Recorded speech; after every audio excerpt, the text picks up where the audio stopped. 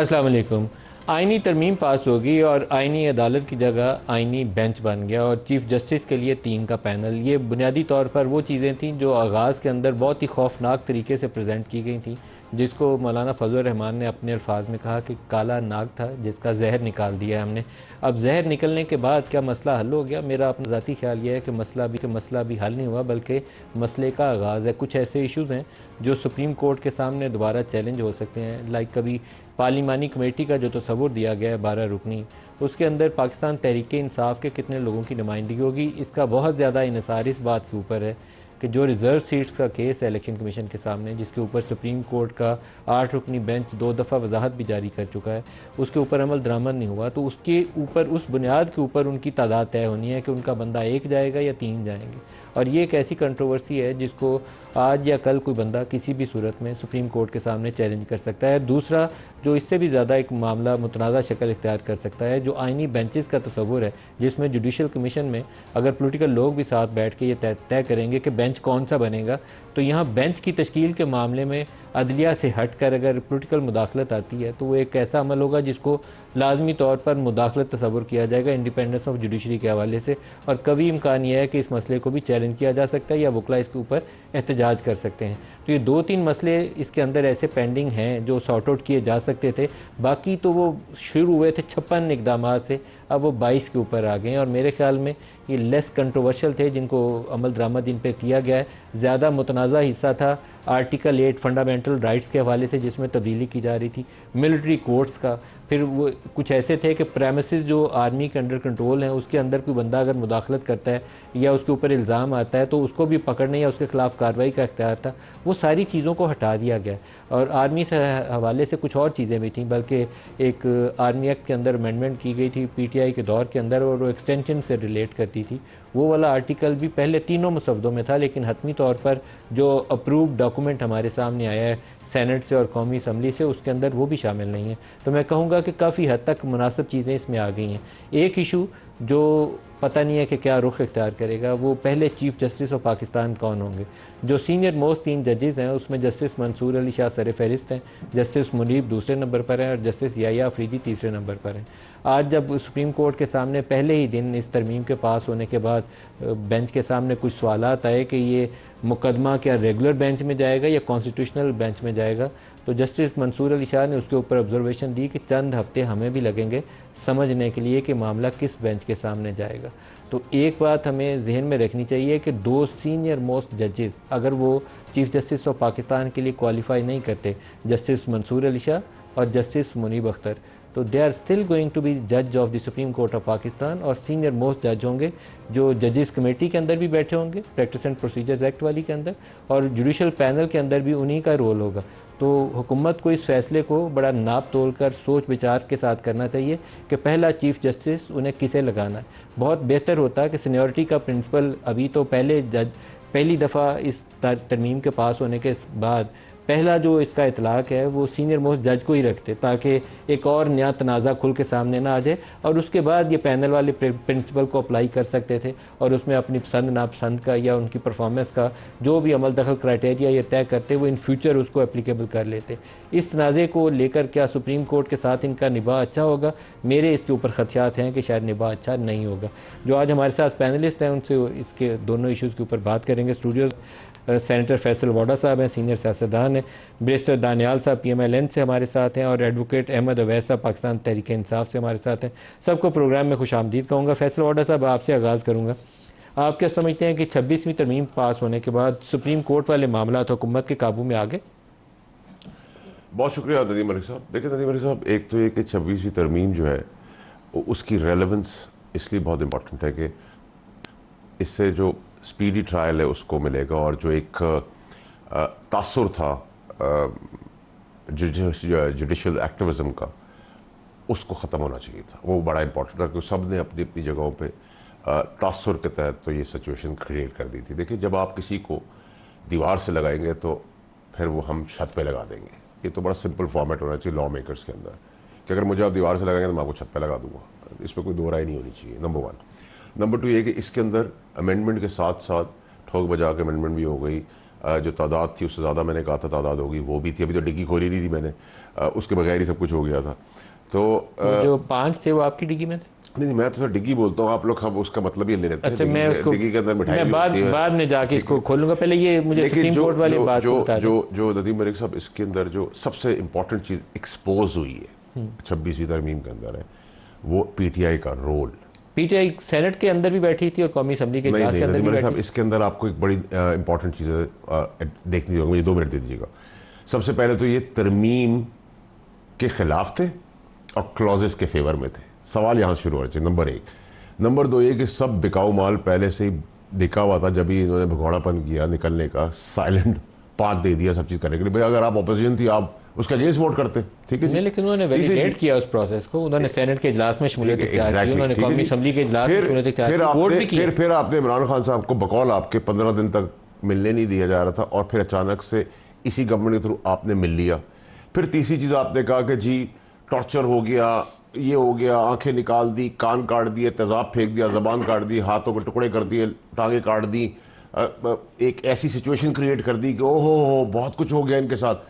और फिर आपने उनसे वोट भी नहीं लिया, तो ये झूठ भी साबित। फिर आपने अपने ही लोगों पे इल्ज़ाम लगा दिए।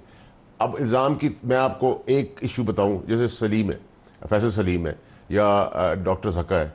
उसका इशू क्या था? उसका इशू शुरू हुआ है जब सेनेट के अंदर वो कमेटी का चेयरमैन बनने गया। ये सारे धावा बोड़ गए उसके ऊपर कि वो चेयरमैन ना बने स्टैंडिंग कमेटी का। वहां से झगड़ा स्टार्ट हुआ, इन्होंने इसको इसी इल्जाम में रास्ते से निकाल दो। उसके बाद ये जरूरी बड़ा इशू है। उसके बाद जो 5-6 पार्टियां छोड़ के उन्होंने कल एक तकरीर की उमर अयूब साहब ने, और उमर अयूब साहब की अपने बॉडी लैंग्वेज देखी, दिमाग कहीं था, दिल कहीं था, जबान कहीं थी, बॉडी कहीं थी, लड़खड़ा रहे थे। तो उनके इल्ज़ाम के अंदर इतना भौंडा इल्ज़ाम था कि उस भौंडे इल्ज़ाम के अंदर लोगों ने भी बाय नहीं किया। फिर 18 अक्टूबर को इन्होंने कहा कि जी हम मुल्की एहतजाज करेंगे, मक्खी का बच्चा भी नहीं आया। फिर गंडापुर साहब की अपनी हिस्ट्री है इनकी पार्टी की कि ये खुद ही गायब हो जाते हैं, खुद ही निकल आते हैं, ठीक है जी। फिर उन्होंने कहा कि जी बीवी किसी की उठा ली। इस सब कुछ होने के बाद अगर मैंने वोट ही नहीं किया और मेरे साथ इतना जुल्म बर्बरियत आपने कर दी, तो क्या कौम पागल है, घास खाती है? उनको नहीं समझ आ रही कि क्या गेम खेल रहे हैं। इस सिचुएशन के अंदर एक्सपोज हो गया। फिर इन्होंने इतना बेतुकी बात आगे की कि खान साहब का पेट खराब हो गया। भाई वो तगड़ा आदमी है, पत्थर हजम लकड़ हजम वाला आदमी है। जो मेडिकल रिपोर्ट इन्होंने दी है उसके मुताबिक उनका पेट खराब हुआ है। ठीक है सर, मेरी जो बात पिम्स के डॉक्टर ने उनका एग्जामिनेशन किया, इन्होंने जो आके दी, पहले तो इन्होंने 3 की। जब 3 को अंदर जाने का बोला तो क्यों अंदर नहीं गए? क्योंकि इन्होंने सोचा था कि 5 की इजाज़त नहीं मिलेगी, ये वापस बगैर मिले आ जाएंगे। फिर जब 5 अंदर गए तो इनके साथ जो हुआ वो पूरी कौम को पता है, वो चीज़ें छुपती नहीं है। नोइंग इमरान खान साहब फॉर दैट लॉन्ग, और आप भी मुझसे ज़्यादा उनको जानते हैं। फिर इन्होंने कल इल्ज़ामात की फहरिस्त लगाई। फिर इन्होंने कहा, अब देखिए मैं बार बार कह रहा था नोट और वोट इस मुल्क में कोई प्रॉब्लम नहीं है। आप अभी इस तरमीम में तो आपने जो देखा है वो देखा, अपनी ज़मीर की आवाज़ भी लोगों की है ना। लोग ये गुलामी से निकलना चाहते हैं कि जी जो लीडर ने कह दिया वो ठीक है। हर कोई अपनी मर्जी भी चलाना चाहता है, हर कोई तो नहीं लेटा हुआ। लेकिन इंपॉर्टेंट चीज़ एक मलिक साहब, सबसे इंपॉर्टेंट चीज़ है कि पीटीआई ने इस दौरानिए के अंदर अंदर एक और काम भी कर दिया, जिसको फॉर्म 47 की गवर्नमेंट कहते थे, उसको वैलिडेट कर दिया, उसको लीगलाइज कर दिया। क्योंकि उनके साथ बैठ गए, अमेंडमेंट में बात कर ली, उनसे फैसिलिटेशन ले ली, उनसे कहकर अब मिल मिला लिया। तो ये 15 दिन पहले आप नहीं कर सकते थे। तो ये सारा जो गेम हुआ है, इस गेम के अंदर ये सारा जो बिकाऊ माल है, जो इमरान खान साहब से काम करवा चुके हैं, उसको जेल करवा चुके हैं, उसके लिए मजीद मुश्किलात कर रहे हैं, और खुदा न उसका और कुछ करा के ये अपनी सियासत करना चाह रहे हैं, ये एक्सपोज हो गए। और जो तकरीर वाले से अब बता दूं आपको एक चीज़, ये जो तकरीर वाले हैं उनसे अब कहा गया है कि भाई रिफंड करो। बस मैं इतनी बात करूं, वरना रिफंड नहीं होगा। बैरिस्टर दानियाल साहब, कॉम्प्रोमाइज आप करना पड़ेगा। ये क्या 26वीं तरमीम के बाद सुप्रीम कोर्ट के साथ मुतनाज़ा मामला जो हैं वो सारे सॉर्ट आउट हो गए? काजी फाइज ईसा जाएंगे, इसके बाद चीफ जस्टिस कौन बनेंगे वो इशू पेंडिंग है। फिर अदलिया की आज़ादी के अंदर मुदाखलत वाला तस्वुर आएगा कॉन्स्टिट्यूशनल बेंच के अंदर, जब जुडिशल कमीशन का रोल आएगा। और पीटीआई की जो नशिस्तों का, मखसूस नशिस्तों का केस है वो अभी पेंडिंग है, उसके बगैर पार्लियामेंट्री कमेटी बनती है तो कंपोजिशन का फ़र्क आता है। इसके ऊपर आप क्या कहते हैं? बिस्मिल्लाहिर्रहमानिर्रहीम। थैंक यू जी नदीम मलिक साहब for having me on the show. Nadeem साहब, एक तो बहुत पूरी कौम को बहुत ज़्यादा मुबारक कि आपकी 26वीं तरमीम जो है, जो पास हुई, जिसके ऊपर चमगोइयाँ, अपनी इंटरप्रटेशंस, अपनी कहानियाँ, किसी ने काला कानून, किसी ने क्या कहा, लोगों को बीच में नफरत फैलाएगी, कि कहीं हलकों में बोला गया कि इससे महंगाई आएगी, कहीं बोला कि इससे बेरोज़गारी बढ़ेगी। पाकिस्तान की एक जमात है जिसने हर तरह का प्रोपेगेंडा किया और उसके बावजूद हुकूमत और उनके एलाइज ने ये तरमीम अप्रूव करवाई, इसको पार्लियामान से वोट करवाया, एक्सेप्ट करवाया, और मौलाना उनकी जमात के लोगों के साथ और बग़ैर किसी लोटों के साथ। देखें, आज जब मैं लोटों की बात करता हूं तो आज भी तहरीक इंसाफ में इतने ज़्यादा लोग हैं जो हकीकत में इमरान खान के बोझ को, उस नफ़रत को, मुल्क में तफरीक को और पाकिस्तान में जलाओ गिराओ की सियासत से अग्री नहीं करते और उस बोझ को अपने कंधे पे उठाने के लिए तैयार नहीं है। ये फैसल वाडा साहब भी इस चीज़ के ऊपर गारंटी कर सकते हैं और मैं भी कर सकता हूं। यहाँ लाइन लेके लोग बैठे हुए हैं जो इमरान खान की सियासत को खैराबाद कहना चाह रहे हैं, लेकिन उन तमाम चीज़ों के बावजूद हमने as a democratic and a political party सबको ऑन बोर्ड लिया, सब जमातों की ग्रीवियंसेस को एड्रेस किया, पॉइंट्स निकाले गए जो जिस पे इत्तेफाक नहीं हो सका, और वो डॉक्यूमेंट पेश किया जो तहरीक इंसाफ ने, मौलाना साहब ने, हमने इकट्ठे मिलकर अग्री किया था। लेकिन इसके बावजूद उन्होंने वोट जब नहीं किया या वह भाग गए तो वो हमें पहले ही पता था ये करेंगे, क्योंकि जो उनकी सियासत का महवर है वो है ही नफरत, तफरीक। लेकिन दानियाल साहब, पीटीआई ने आपको एक बड़ी फेवर दे दी थी जब वो उन्होंने सेनेट के अंदर बैठने का फैसला कर लिया और बैरिस्टर गौहर और बाकी लोगों ने वहाँ वोटिंग प्रोसेस में, बैरिस्टर अली जफर ने सेनेट में जाके वोट 4 लोगों ने डाल दिया, फिर 12 लोगों ने कौमी असम्बली में डाल दिया, तो पूरा प्रोसेस उन्होंने वैलिडेट कर दिया, उस लीगल प्रोसेस को एक मोतबर बना दिया जब वो वोटिंग में भी बैठ गए और अंदर भी आ गए। तो ये तो एक बड़ी कंसेशन थी आपके लिए। मेरा तो ख्याल था कि शायद वो हाउस के अंदर जाना ही ना पसंद करें। उन्होंने बिल्कुल उसको, दानियाल साहब देखें, वैलिडेट तो होना था लेकिन उन्होंने वैलिडेट और ज़्यादा किया। लेकिन इसमें जो एक सोच है वो सोच ये है कि इनके अपने अरकान जो हैं वो इमरान खान की सोच से अग्री नहीं करते। ये झूठ के ऊपर एक इनकी पूरी तामीर हुई। लेकिन इस बात का कितना इम्कान है कि आप सुप्रीम कोर्ट के साथ स्मूथली चल पाएंगे, आपकी कन्फ्रंटेशन नहीं होगी? मेरे सवाल का जवाब वाडा साहब ने भी नहीं दिया, आपने भी नहीं दिया। मेरा ख्याल ये है कि नदीम मलिक साहब, 2-3 इशू ऐसे हैं। पहले चीफ जस्टिस की तैनाती और जुडिशल इंडिपेंडेंस में मुदाखलत का तस्वुर, ये चीजें आपके लिए एक तसादुम की तरफ ले जा सकती हैं। नदीम मलिक साहब, तमाम जो इंस्टीट्यूशंस हैं वो जो एज अ पॉलिटिकल स्टूडेंट हमें जो पढ़ाते हैं, सेपरेशन ऑफ पावर के कॉन्सेप्ट के ऊपर खड़े हुए हैं। सेपरेशन ऑफ पावर का जो पहला चीज़ है वो ये कहती है कि आपकी जो पार्लियामान है वो आइन बनाती है। वो आइन जो है सुप्रीम कोर्ट नहीं बना सकती। वो 3 की जगह 15 दिन नहीं कर सकती, वो 3 की जगह 10 दिन नहीं कर सकती। जो पार्लियामान आइन में या जो क्या जुडिशल कमीशन पैनल तजवीज़ कर सकता है? देखिए एक सेकेंड, तो ये जो अब सेपरेशन ऑफ पावर का जो कॉन्सेप्ट है उसके ऊपर रखते हुए, उसको देखते हुए ये जो अमेंडमेंट्स आई हैं, ये सेपरेशन ऑफ पावर के प्रिंसिपल के ये खिलाफ है।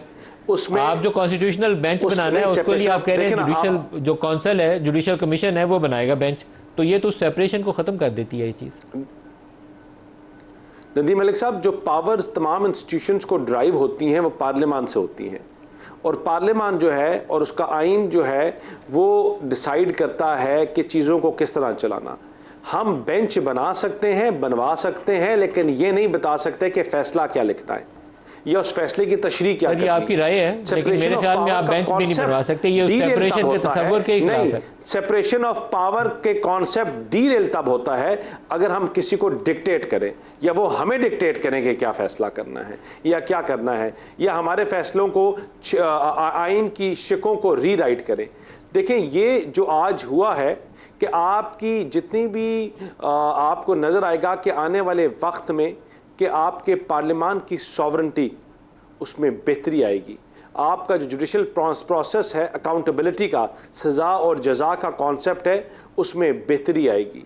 आपको नज़र आएगा कि वो लोग जो परफॉर्म करते हैं और जो लोग नॉन परफॉर्मिंग हैं उनमें एक डिफरेंस नज़र आएगा, और इंशाल्लाह ये चीज़ें बेहतरी की तरफ जाएंगी। देखें, टीदिंग इश्यूज़ जो होते हैं वो हमेशा होते हैं, लेकिन हमने ऐसी कोई कसर छोड़ी नहीं कि यहाँ टीदिंग इश्यूज ना रहे हों। हमने सिविल सोसाइटी से लेकर अहमद अवैस साहब से भी उनको एड्रेस ना किया। अहमद अवैस साहब, जो पीटीआई का पहले तो ये जो डिसीजन था लोगों को अंदर बैठने का, हर किस्म के बंदे को एड्रेस किया और उसके बाद ये अमेंडमेंट्स लेके आए। अहमद अवैस साहब, एक तो पीटीआई का अंदर बैठना, इजलास के अंदर जाना, सेनेट के अंदर और कौमी असम्बली के अंदर, ये इस प्रोसेस को वैलिडेट कर रहा था, उसके वैलिडेशन के मुतरादिफ था। और आपने वोटिंग भी की, चाहे मुखालफत में की, तो आपने उस प्रोसेस के अंदर हिस्सा ले लिया। अब मेरा ये सवाल ये है कि जो 2-3 इश्यूज़ पेंडिंग रह गए हैं, जो मेरे ख्याल में ट्रबलसम हो सकते हैं, आपकी इसके ऊपर राय भी चाहता हूँ। एक तो ये जो कॉन्स्टिट्यूशनल बेंचेस की तश्कील के अंदर जुडिशल कमीशन का रोल है, पीटीआई की मखसूस नशिस्तों का फ़ैसला हुए बगैर पार्लियामेंट्री कमेटी की तश्कील है। इसके ऊपर आप दोनों इश्यूज़ के ऊपर क्या राय देंगे? बिस्मिल्लाहिर्रहमानिर्रहीम। देखिए, पहली बात तो ये है कि पीटीआई के मेंबरान का पार्लियामेंट में बैठना जो है वो वैलिडेट नहीं करता। अंडर प्रोटेस्ट बैठे हैं, वो पहले भी बैठे रहे हैं। इस एक अमेंडमेंट के आने से पहले भी वो जाते थे वहाँ, but it was under protest. उनका बहुत क्लियर था कि ये जो है ये मैसिव रिगिंग की बेस के ऊपर ये पार्लियामेंट के अंदर आए हैं और इन्होंने एक झूठे गलत ओथ लेकर ये मुख्तलिफ ओहदे संभाल लिए। ये एक अपनी जगह पे है। लेकिन मेरा ख्याल में जो सबसे जो आपका आज का ये प्रोग्राम है और जिसके ऊपर अभी किसी ने एड्रेस नहीं किया, वो है कि ये अमेंडमेंट जो हुई हैं इसके क्या इफ़ेक्ट होंगे और कहाँ तक ये पाकिस्तान के आवाम के बेनिफिट में जाएंगे। ये है, आई थिंक इसके ऊपर बहस जो है वो ज़्यादा मुनासिब है और देखने वाली है। और ये आपने जो सवाल किया कि ये रिज़र्व सीट्स वाला भी इशू था, देखिए पहली बात तो ये है कि जो रिज़र्व सीट्स का इशू है, ये फैसला जो है, ये फैसला इस अमेंडमेंट के आने से पहले का हो चुका है। और कॉन्स्टिट्यूशन अमेंडमेंट हो या एनी एक्ट ऑफ लेजिस्लेशन हो, उसको वो पर्सपेक्टिव इफेक्ट में ही होता है। सुप्रीम कोर्ट के फैसले को नलीफाई आप किसी अमेंडमेंट की वजह से नहीं कर सकते हैं। आइंदा के लिए उसके मुताबिक आपने अमेंडमेंट कर ली, आइंदा जो कानून जो है और कॉन्स्टिट्यूशन के फैसले के ऊपर अहमद अवैस साहब अमल हुए बगैर जो पार्लिमानी कमेटी बनाई जा रही है 12 रुकनी, वो पीटीआई को काबिल कबूल है। उसके ऊपर अमल दरामद तो नहीं हुआ अभी ना। मेरा सवाल यह है कि उसके बगैर क्या ये 12 रुकनी कमेटी काबिल कबूल है आप लोगों को? वो कमेटी जो है काबिल कबूल नहीं है, क्योंकि उसमें आउटराइटली आप गिन लीजिए, उसमें हुकूमत के अफराद की मेजॉरिटी है। तो इसका मतलब यह है कि नॉमिनेट करके नाम भेजना है प्राइम मिनिस्टर ने, और उसके बाद ये कमेटी जिनमें उन्हीं की मेजॉरिटी है, तो इसमें आपको कोई शायबा नहीं रहता, किसी किस्म की कोई ऐसी गलतफहमी नहीं हो सकती उसमें कि ये उससे बैरिस्टर अली जफर का नाम आ गया सेनेट से और सुन्नी इत्तेहाद कौंसिल के लोगों का नाम आ जाएगा कौमी असम्बली से। तो आपने अभी सुप्रीम कोर्ट में इसको चैलेंज तो नहीं किया है। इसका मतलब है कि कल सुबह अगर कमेटी नोटिफाई होती है तो ये आपके लिए होगा ना, वो अपनी जगह पे है। देखिए सवाल ये है, ये सवाल तो वो चैलेंज वाली बात तो अलग है। ये तो सब कुछ जो है ना, ये तो जब एक्टिविटी है तो अंडर प्रोटेस्ट की बात हो रही है, ताकि ये अलग से क्या इसको चैलेंज करेंगे आप? ये है कि हम क्या आप इसको कल सुबह चैलेंज करने का इरादा रखते हैं? पीटीआई चैलेंज करेगी इसको? मेरा ख्याल में पीटीआई का इरादा है। बहरहाल हतमी फैसला वो करेंगे तो सामने आ जाएगी बात। अभी तो क्योंकि ये फाइनलाइज नहीं हुई, अभी ये चीज़ें सारी सामने आ जाएंगी, इसको सारा वर्कआउट किया जाएगा, क्योंकि ये बड़ा एक बहुत बुनियादी इशू है, ये छोटी सी बात तो है नहीं। और कॉन्स्टिट्यूशनल बेंचेस के तश्कील के अंदर जुडिशल कमीशन का रोल क्या ये अदलिया की आज़ादी में मुदाखलत है या नहीं? जी मैं आपको बताऊं, कॉन्स्टिट्यूशन बेंचेस जो हैं जिस अंदाज से बन रहे हैं, ये न अदलिया की इंडिपेंडेंस में मदाखलत भी है और ये कन्फ्यूजन भी क्रिएट करेंगे। मैं मसला आपके मिसाल के तौर के ऊपर, हर पिटीशन जो रिट पिटीशन हाई कोर्ट में दायर होती है वो अंडर आर्टिकल 199 दायर होती है, और उस जो पिटीशन अंडर आर्टिकल 199 दायर होती है उसको कॉन्स्टिट्यूशन पिटीशन कहा जाता है। तो अब ये क्वेश्चन आएगा कि जब वो एक पिटीशन ही कॉन्स्टिट्यूशन पिटीशन दायर हुई है तो क्या वो कॉन्स्टिट्यूशन बेंच सुनेगा या वो दूसरा बेंच सुनेगा उसको? अभी ये it as yet it is not sorted out. यह एक बहुत बड़ी कन्फ्यूजन है। इसी तरह से जब एक बहुत टिकलिश क्वेश्चन आ जाता है कॉन्स्टिट्यूशन का, जिसमें आपने देखा बाद को सुप्रीम कोर्ट में 5 जजेस बैठे, 7 बैठे, 11 बैठे, 13 बैठे, फुल कोर्ट बैठा। तो अब जब आपने 5 जजेस का एक कॉन्स्टिट्यूशन बेंच बना दिया तो इसका मतलब है कि इतने अहम फैसले भी सिर्फ 5 ही जज सुन सकेंगे और 5 से ज़्यादा जज साहबान सुप्रीम कोर्ट के वो नहीं सुन सकेंगे। हालांकि वो ज़्यादा एक कलेक्टिव विजडम जो है वो ज़्यादा बेहतर होती है एक बहुत बड़े इशू के ऊपर। लेकिन ये सवालात आएंगे सामने जो इस वक्त अभी अगर आपके सामने नहीं है वो एक इफेक्टिव शक्ल के अंदर, लेकिन मुस्तक़बिल तो इसी तरह से मैं वोटर साहब ये वो सवालात हैं जो मेरा ख्याल ये है कि जुडिशरी के साथ मामला तनाव का शिकार रहेंगे। उसकी बेहतरी के लिए ज़रूरी था कि इन इशूज़ को सॉर्ट आउट कर लिया जाता। जहाँ इतने बड़े पैकेज को कंसाइज करके यहाँ तक ले आए हैं तो इन 2-3 इशूज़ को भी सॉर्ट आउट कर लेना चाहिए। देखिए नदीम भाई साहब, पहली तरमीम है ना, ये आखिरी तरमीम है नंबर 1। नंबर 2 ये कि देखिए मैं तो लीगल माइंड नहीं हूँ, मेरा ना मुझे लॉ पता है, और अहमद उवैस साहब जो है वो एक डिसेंट आदमी और बिकाऊ आदमी नहीं है। आई बी वेरी क्लियर। वो अपने एक प्रिंसिपल स्टैंड के तहत कह रहे हैं, लेकिन प्रिंसिपल स्टैंड है का पीटीआई का, नंबर 1। नंबर 2 ये कि मैं आपको भी बता रहा हूँ नहीं मिलेंगी पीटीआई को सीट्स। मैंने बता दिया आपको ये रिजर्व सीट्स पीटीआई को नहीं मिलेंगी। सुप्रीम कोर्ट के फैसले के बाद मैं तो आपको जितना बता रहा था बता दिया। अब आप कहें कि ये लेफ्ट का फैसला है, राइट का फैसला है, ऊपर का फैसला है, नीचे का फैसला है, सुप्रीम कोर्ट के फैसले का इतराज़ भी कर सकते हैं बस। लेकिन ये आप उसे अगर सीट की बात स्पेसिफिक करके नहीं मिलेगी। अब आपको और क्लैरिटी से क्या बताओ, या मैं आपको जैसे हजाम में रखा गया था कलीमुल्लाह समीउल्लाह की तरह सनसनी फैलाऊं और सोचूं और आर्टिकल नंबर 1 2 3 बताऊं और किसी के पास जाऊं फिर बाहर निकलूं और मेरे घर के पास आपकी डीएसजी लगी हुई फैसले के ऊपर अहमद रहमान में ऑप्शन नहीं होती, अमल करना पड़ता है। सर देखिए मैं तो कहा ना मेरा लीगल माइंड नहीं है। मैंने कहा मैं सुप्रीम कोर्ट के जजेस और उनके फैसलों का इज्जत करता हूँ, ना उससे आगे कुछ करता हूँ, ना उससे पीछे, ना उससे दाएँ, ना उससे बाएँ। लेकिन पीटीआई को सीटें नहीं मिलेगी, खत्म। ब्रेक ले लेंगे हमारे साथ।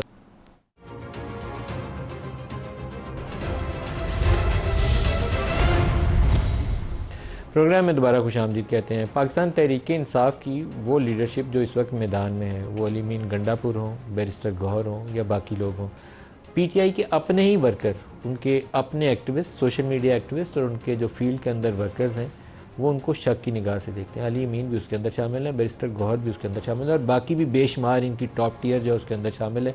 और सबका ख्याल ये है कि ये लाइन के दोनों तरफ खेल रहे हैं। आज अलीमीन गंडापुर ने एक दफ़ा फिर धुआंधार तकरीर करके वो अपने ऊपर से वो इल्ज़ामात को धोने की कोशिश करते हैं असम्बली में मुक्के लहरा के। जब वो डी चौक से भी वापस गए थे तो ऐसी ही तकरीर की थी। आज उन्होंने कुछ लोटों का और गद्दारों का तज़किरा भी उसी अंदाज से किया। अब ये एक तरफ तो इनके धुआंधार तकरीरें हैं, दूसरी तरफ पीटीआई के ऑफिशियल अकाउंट से कुछ लोगों की तस्वीरों के साथ वो डाल के उन्होंने गद्दार और लोटे इस टाइप की चीज़ें जो है अपने सोशल मीडिया अकाउंट्स के साथ डालें। पीटीआई ऑफिशियल ने ख़ुद भी अपना जो ऑफिशियल उनका ट्विटर हैंडल है उससे भी तस्वीरें पोस्ट की हैं। इसमें चौधरी इलियास हैं, उस्मान अली हैं, मुबारक ज़ेब हैं, ज़हूर कुरैशी हैं, औरंगज़ेब खिची हैं। इनमें से कुछ लोगों की हैसियत इंडिपेंडेंट की है। एक ने काफ में शमूलियत कभी इख्तियार की, कभी कहा पीटीआई में जाऊँगा।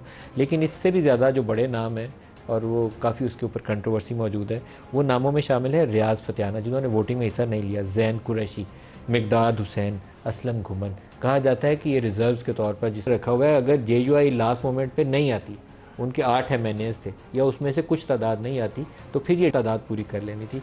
वो लोग अपनी वजाहतें कर रहे हैं लेकिन शुनीर यही है और इनका अपना वर्कर कह रहा है पार्टी के अंदर से, ये कोई दाएं बाएं से किसी से पूछना नहीं पड़ा, खुद पार्टी कह रही है कि ये लोग मिले हुए थे। और इसी तरीके से 2 सेनेटर्स जिसमें एक सलीम साहब हैं और एक जरका हैं, उन दोनों के ऊपर भी यही इल्ज़ामात हैं। सर अब आप कहानी जेयूआई का क्या शक था कि लास्ट मोमेंट देखिए नदीम मलिक साहब, मैं आपको सिर्फ ये बता सकता हूँ कि तरमीम के अंदर बहुत सारी इज्जत भी बच गई। और जो मैंने अपने ट्वीट में भी कहा था कि विद और विदाउट यू आएंगे तो इज्जत रह जाएगी, नहीं आएंगे तो ये लास्ट मोमेंट पे जेयूआई को भी यही मैसेज दिया देखिए मैं तो आपको सिर्फ इतना कह सकता हूँ कि हम ज़मीन उखाड़ लेते हैं पैरों के नीचे से, अल्लाह की मेहरबानी से ज़मीन निकाल लेते हैं, किसी को जगह ही नहीं देते। तरमीम तो पास होनी थी। आप हमसे मुराद क्या ले रहे हैं? You are part of the government, part of the तरमीम, आई एम वेरी क्लियर। ठीक है जी। तो उसके हिसाब से तो मैं आपको बता सकता हूँ कि ज़मीन जब खींच लेते हैं तो फिर किसी के पास कोई जगह नहीं बचती। और अगर बिलावल साहब की मेहनत से कंसेंसस हो गया और उन्होंने इज़्ज़तें बचा ली, तो इसको अप्रिशिएट करना चाहिए। आपको मैं एक दानियाल साहब की तरफ जाऊंगा, सिर्फ एक छोटी सी बात सुनाता हूँ। किसी ज़माने में यूसुफ रज़ा गिलानी साहब ने जनरल कियानी को 3 साल की एक्सटेंशन देकर कौमी असम्बली में तकरीर करते हुए कहा था कि 2013 तक सारे बड़े महफूज हो गए, और उन 3 बड़ों में उसमें शामिल किया था जनरल कियानी को, उसमें इफ्तिखार चौधरी को, और तीसरा यूसुफ रज़ा गिलानी ने ख़ुद को शुमार किया था। बाकी दोनों तो 2013 तक रहे, ख़ुद यूसुफ रज़ा गिलानी उसके बाद नाहल होकर घर चले गए थे। तो अभी भी आप कुछ सारी चीज़ों को रूल आउट ना करिए, कुछ लोगों की नौकरियां भी खतरे में, नदीम अली साहब, कुछ लोगों की नौकरियां भी खतरे में। देखिए नदीम अली साहब, मैं तो इसका मुद्दा हूँ कि जब छोटे लोग बड़े दफ्तरों में होते हैं और वो नहीं होते तो फिर पाकिस्तान तरक्की पे आता है। मैं बड़ा क्लियर हूँ, जब छोटे बड़े दफ्तरों में नहीं होते तो ऐसी तरमीम भी आती है और पाकिस्तान पटरी पे भी आ जाता है। अफसोस है कि हमारे वहाँ छोटे लोगों को ही बड़े दफ्तर ढूंढ के दिए जाते हैं, right person for the right job नहीं, wrong person for the right job हमेशा सेलेक्ट करते हैं। लेकिन जो बहुत इंपॉर्टेंट नदीम मलिक साहब, जो आपको आपके तवज्जो से बहुत इंपॉर्टेंट ज़रूरी है कि जो कल प्रोपेगेंडा किया गया है, ठीक, उसका एक जीरक आदमी दिमागी तौर पर अगर ठीक हो तो वो ये कहे कि जी मुझे मारा। देखिए मैं तो क्लैरिफिकेशन उसकी देने का मुद्दा हूँ नहीं, ना मैं चाहता हूँ। मैं तो ये कहता हूँ जी लिटाया, आपको लिटाया भी लिया, उठा भी लिया, बिठा भी लिया, करवा भी लिया, ठीक है जी। मेरा सब्सटेंस ये है। लेकिन अगर मैं अब उनकी कॉनोटेशन में चला जाऊँ कि जी मुझे टॉर्चर किया, मुझे उठाया बिठाया, मारा पीटा, पेट्रोल भी डाला, सब कुछ किया, तेजाब भी डाला, अंधा भी कर दिया, टांगे भी तोड़ दी, हाथ भी काट दिए, उठा के मुझे बाहर भी फेंक, तशद्दुद भी कर दिया, मेरे बच्चे भी उठा लिए, तो फिर आपको इतना सब कुछ करवा के फायदा क्या हुआ जो आपसे वोट ही नहीं डलवाया? एक सर। और दूसरा सर ये कि जो नाम नंबर आप लोग दे रहे हैं मीडिया में, उसमें पीटीआई के अंदर भी दुश्मनी है, 6 दिए 7 दे बाद, लेकिन इतनी बाय फार 2/3 मेजोरिटी से पास होना था। और अगली तरमीम आप देखेंगे कि इतनी बाय फार मेजोरिटी से पास होगी कि आपको खुद यकीन नहीं आएगा। बहुत मेजोरिटी नहीं, एक वोट ही ज्यादा। 64 चाहिए था सेनेट में, 65 पड़े हैं। 224 चाहिए था, 224 चाहिए था कौमी में, और 225 पड़े हैं। बैरिस्टर दानियाल साहब, क्या ये मुनासिब नहीं होता कि मैं तो ज़ाती तौर पर महसूस करता हूँ कि एक इशू था पीटीआई का, बाकी तो उनको फेस सेविंग के लिए बहुत कुछ मिल गया है, वो है नए चीफ जस्टिस के तकर्रुर के हवाले से। तो आप अंडरस्टैंडिंग कर लेते उनके साथ, तो वोट भी वो डाल देते, आपको सारा कुछ ही कंसेंसस से हो जाता। अंदर तो इजलास के भी वो बैठ गए, वोटिंग में भी हिस्सा ले लिया, तो ये भी कर लेते। नदीम मलिक साहब, आपके उनके साथ ये जो डॉक्यूमेंट था, ये उनकी मर्जी का डॉक्यूमेंट था। इसमें कॉमा, फुल स्टॉप, चीज़ें, हर चीज़ उनकी मनोमन मर्जी से मौलाना साहब के साथ अग्री करके वो बैक ट्रैक किए हैं। उसके बाद इन्होंने इसमें मिंगनियाँ डाल के, नई शिक्के डाल के और बहाना बनाने की कोशिश की है। They agreed on all those principle things, every single detail was agreed upon. देखें, ये वो लोग हैं कि जब IMF पाकिस्तान आई तो IMF के बाहर अमेरिका में बैठ के मुजाहरे कर रहे थे। वो क्यों कर रहे थे कि पाकिस्तान के गरीब बेरोज़गार मजदूर के साथ जो निगोशिएट कर रहे हैं वो ना करो। मुझे बताएं उस गरीब बेरोज़गार ने क्या किया था? ये पाकिस्तान की हिस्ट्री में हमेशा याद रखे जाएंगे लोग। जब भी आपका मुल्क मुस्तकम होने की तरफ जाना शुरू हुआ, जब भी बेहतरी की तरफ जाने शुरू हुआ, आपने वो स्टेटमेंट दानियाल साहब, लेकिन जो आप मेरे सवाल का भी बता दें, जो आपने नया चीफ जस्टिस अपॉइंट करने हैं, क्या आपने मैं बिल्कुल करता हूँ, मैं खाली इस चीज़ के ऊपर कि आपने क्या, हमने वो स्टेटमेंट मिस की जब इमरान खान साहब ने अपने लोगों को कहा कि SCO कॉन्फ्रेंस हो रहा था तो आपने एहतजाज करने थे, आपने मौखर नहीं करने थे। ये उनकी जहनी कैफियत और हालत को बयान करती हैं ये बातें, कि वो चाहे जो मर्जी हो, वो सिस्टम के, इस मुल्क के, हमारे पाकिस्तान की स्टेबिलिटी के खिलाफ है। दूसरी बात, आप जो चीफ जस्टिस साहब की बात कर रहे हैं, देखिए आपने एक तरीकाकार, जस्टिस मंसूर अली शाह बड़े काबिल एहतराम आदमी है, आपको क्या इश्यूज हैं जस्टिस मंसूर अली शाह से? Very honourable person and competent जज, उनको तकर्रुर में इश्यूज हैं कुछ?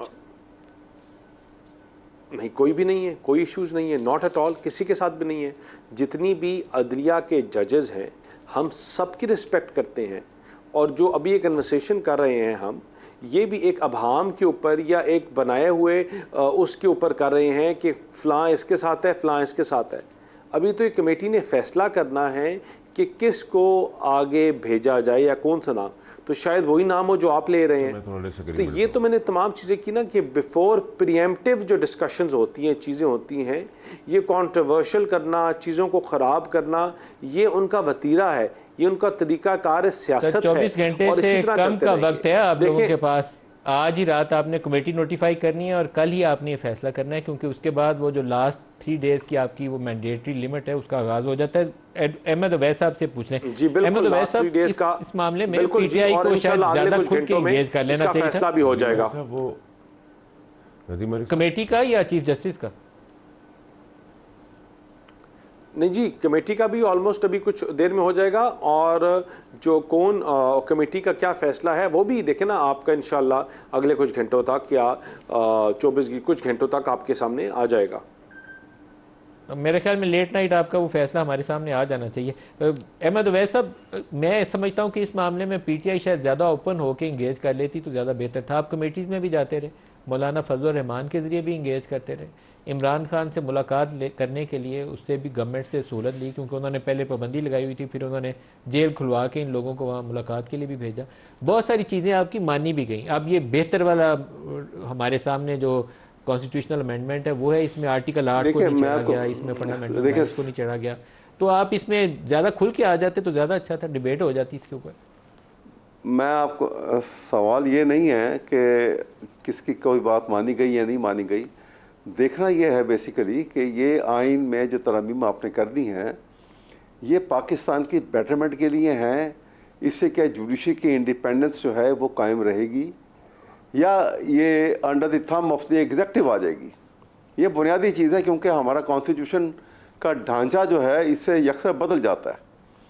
और वो आप जो है वो आप जो इस तरह पार्लिमानी कमेटी बनी है उसको आप देखिए, उसकी कॉन्स्टिट्यूशन देखिए आप, 12 मेंबर में से 7 मेंबर जो हैं वो हुकूमती साइड के हैं।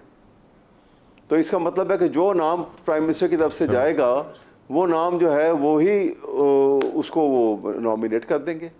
तो फिर इसका मतलब ये हुआ कि जजेस जब हैं वो जब ऐसी स्टेज पे आया करेंगे, इस जो अब इसकी बनना चीफ जस्टिस ने, इनके बाद की भी आप देख लीजिएगा, तो फिर तो वहाँ हर दफ़ा ये सिलसिला रहेगा कि वो हर ऊपर के 3 जजेस में ये टसल रहेगी कि कितने वो हुकूमत के एग्जेक्टिव के ज़्यादा करीब होते हैं, कितना उनको खुश रख सकते हैं। और यहाँ पर अगर ऐसी बात हो जाए तो वो जज का वो खासियत जो है, वो बुनियादी खसूसियत जो है कि जज की कहते हैं कि जज जो है when he is performing he is sitting on a chair for dispensation of justice, he is performing godly duty। वो गॉडली ड्यूटी वाली बात नहीं रह जाती। मैं तो उस बुनियादी के ऊपर ही बात करता हूँ, इररिस्पेक्टिव कि ये ए ने किया, ये बी ने किया, ये सी ने किया। हम ये कहते हैं कि किसी के लिए भी ये एग्जेक्टिव के कंट्रोल में जुडिशरी को आना नहीं चाहिए।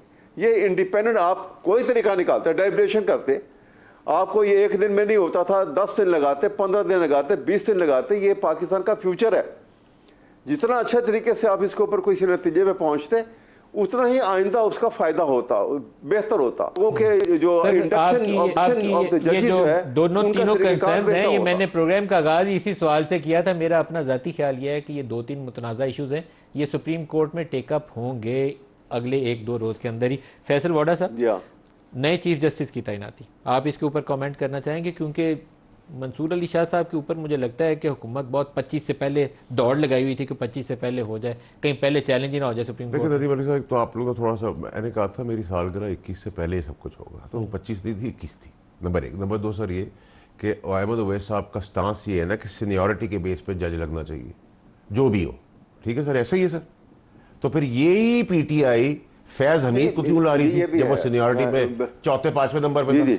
उस वक्त इनको सूट करता था उसको 5 से ऊपर लाना। ठीक है, तो उस वक्त आपने धरने कर दिए, प्रोटेस्ट कर दिए, आग लगा दी। आप असूल पे तो खड़े हो, या एक चीज फैज हमीद साहब का फैसला कब आ रहा है?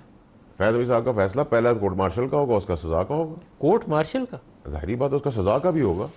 ऐसा नहीं कोर्ट मार्शल का वो फारिग हो जाएंगे, उसका सजा भी होनी है, और उसकी सजा से रिलेटेड और बहुत सारे लोगों को सजा होनी है। और आपके ख्याल में वो कितने दिनों में ये अनाउंसमेंट हो सकती है? तो उनका procedure, it can take weeks, months, I don't know, वो तो प्रोसीजर। No idea. लेकिन आप सोच रहे हैं कि वो पहले कोर्ट मार्शल होगा और उसमें सजा का ऐलान किया जाएगा? जाहिर सी बात है, तो क्या आप कोर्ट मार्शल करके वर्दी उतार के कोर्ट मार्शल का ये भी होता है कि आप बैजेस वगैरह रैंक्स खत्म कर दें? नहीं, ऐसा नहीं होगा, क्योंकि यहाँ जो हुआ है काम, और अब तो सारे ही मलबे डाल रहे हैं, और अभी आप आने वाले दिनों में देखेंगे जो फॉरवर्ड ब्लॉक के अंदर भी जो लोग आएंगे वो सारा मलबाज किया करता आप ना कह रहे करता हैं बना पीटीआई का फॉरवर्ड ब्लॉक जो है असेंबली में मार्ज वजूद में आना है। आ गया, लीडर का झगड़ा चल रहा है, लीडर भी जीरक है। कौन बनेगा? सर सारा तो नहीं आज बता दूंगा, फिर आप कैसे बुलाएंगे मुझे वापस? कौन बनेगा इस फॉरवर्ड ब्लॉक का लीडर? यही तो झगड़ा पड़ा हुआ है, लेकिन सिलेक्शन हो चुकी है। ये जो डिग्गी में आपने लोग रखे हुए थे उन्हीं में से एक बनेगा? नहीं, मेरा नहीं ख्याल। मेरा ख्याल ये नहीं नहीं नहीं नहीं, गलत कर रहे हैं सर आप। शायद जो गाड़ी घर में खड़ी हुई उसकी डिग्गी में, वो तो शायद मुझे नहीं पता। दानियाल साहब, क्लोजिंग रिमार्क्स आपसे भी ले लूं। क्या जुडिशरी से मामला आप सोचते हैं कि बेहतर या खुश उसलूबी से चल जाएंगे, या ऐसे तनाव हैं कि मामला दोबारा मुश्किलात का शिकार कर सकते हैं हुकूमत को? देखें, आपका मुल्क जो है वो बेहतरी की तरफ जा रहा है और इंशाल्लाह जुडिशरी भी इस चीज़ को रियलाइज़ करेगी और कर रही है, और तमाम जितनी भी फोर्सेस हैं पाकिस्तान को स्टेबिलिटी की तरफ लेकर जाएंगी, क्योंकि नज़रिया ज़रूरत भी है, मुल्क की ज़रूरत भी है, गरीब बेरोज़गार की भी ज़रूरत है। और इंशाल्लाह यहाँ से इस एक अमेंडमेंट के बाद आगे बहुत ज़्यादा चीज़ें आएंगी, तरमीमें भी आएंगी, बेहतरी भी आएगी, और इंशाल्लाह आपका मुल्क जो है एक सीधे पाथ के ऊपर, एक राइट पाथ। आप कह रहे हैं और आईनी तरमीम आएंगी, आप प्लान कर रहे हैं और कॉन्स्टिट्यूशनल रिफॉर्म लाने, और तरक्की और तरमीम होगी, और तारीख पे तारीख नहीं होगी। दानियाल साहब और तरमीमें आप लाएंगे, आइन में और तरमीम लाएंगे? हाँ बिल्कुल, दो, जिस तरह वाडा साहब ने कहा, दोनों होंगी, और इंशाल्लाह बेहतरी की तरफ, जो वो चीज़ें होंगी जो मुल्क को बेहतरी की तरफ लेकर जाएंगी। Thank you. बैरिस्टर दानियाल साहब, सेनेटर फैसल, एडवोकेट अहमद अवैस साहब, सबका शुक्रिया। आज के लिए इतना, इजाज़त दीजिए। अल्लाह हाफ़िज़।